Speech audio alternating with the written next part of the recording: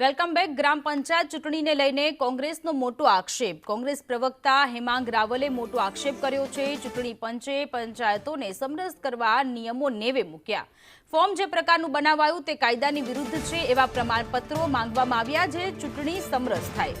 ભાજપ તરફી પંચાયતો સમરસ થાય તેવો પ્રયત્ન કરવામાં આવ્યો છે। ફોર્મમાં માંગવામાં આવેલી વિગતો હાઈકોર્ટના ચુકાદાની વિરુદ્ધ છે।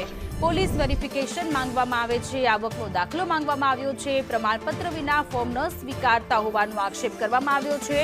ધોરણ 5, 6, 7, 8 પાસ હોય તો પરિણામની નકલ માંગે છે। હાઈકોર્ટના ચુકાદા પ્રમાણે માત્ર ડિક્લેરેશન કરવાનું હોય છે। જે દાખલાની જરૂર ન હોય તે માંગવામાં ન આવે તેવી માંગ કરવામાં આવી છે।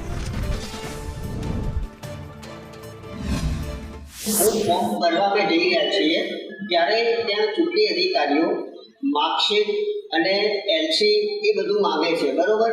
પણ મારા માનવામાં ચૂંટણી કાયદામાં બધું હોતું નથી, પણ એ લોકો એમ કહે છે જો તમે આ વસ્તુ નહીં આપશો તમારું ફોર્મ રદ થશે અને અમે ફોર્મ નહીં સ્વીકારીએ।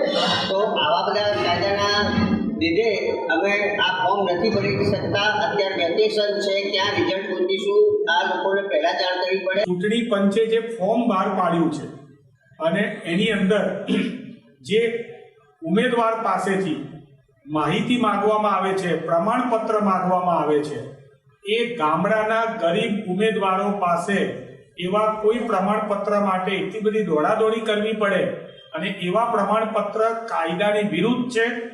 ગામડાની ચૂંટણીઓની અંદર આવા કોઈ પણ પ્રમાણપત્રની જરૂર ના હોય, પરંતુ આવા ઉમેદવારો એ પોતે ફોર્મ ભરી શકે નહીં અને મેક્સિમમ ગામડાઓ સમરસ થાય એનો આડકતરો એક જાતનો કારસો રચવામાં આવ્યો હોય એમ લાગી